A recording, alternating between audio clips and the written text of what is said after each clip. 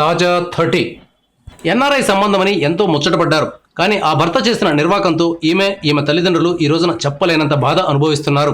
హైదరాబాద్లోని రామంతపూర్కు చెందిన యాలాల కీర్తిసాయిరెడ్డి అమెరికాలో ఉంటున్నారు.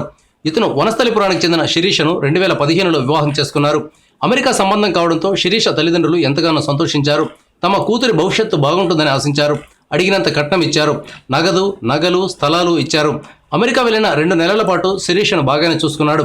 ఆ తర్వాత నుంచి సాయిరెడ్డిలోని వికృత రూపం బయటపడింది. సరిగ్గా భోజనం కూడా పెట్టేవాడు కాదు. శిరీష తల్లిదండ్రులకు ఫోన్ చేస్తానంటే చేయనిచ్చేవాడు కాదు. పెళ్లైన ఏడాది తర్వాత వీరికి బాబు పుట్టాడు. చంటిబిడ్డకు పాలు కూడా పట్టనేయకుండా కర్కశత్వం ప్రదర్శించారని శిరీష మీడియాతో చెప్పింది. బాలల హక్కుల సంఘంలో ఆమె ఫిర్యాదు చేసింది. తల్లితో కలిసి మీడియాతో మాట్లాడింది. కట్నం కోసం తనను తీవ్రంగా వేధిస్తూ వచ్చాడని శిరీష తెలిపింది. 2 రోజుల కిందట సాయిరెడ్డి తనను తన బిడ్డను అమెరికా నుంచి తీసుకొచ్చి శంషాబాద్ ఎయిర్పోర్టులో వదిలేసి వెళ్లిపోయాడని శిరీష తెలిపింది. కనీసం ఇంటి దగ్గర దిగబెట్టాలన్న జ్ఞానం కూడా సాయిరెడ్డికి లేకుండా పోయింది. శిరీషతో ఏవైనా సమస్యలుంటే సంప్రదింపుల ద్వారా పరిష్కరించుకోవాలి గానీ ఇలా ఎయిర్పోర్టులో వదిలేసిపోయాడంటే సాయిరెడ్డి మనస్తత్వం ఎలాంటిదో అర్థమవుతుంది. అమెరికా వెళ్లి ఉద్యోగం చేస్తున్నా అతని మెదడు మాత్రం ఎదగలేదు.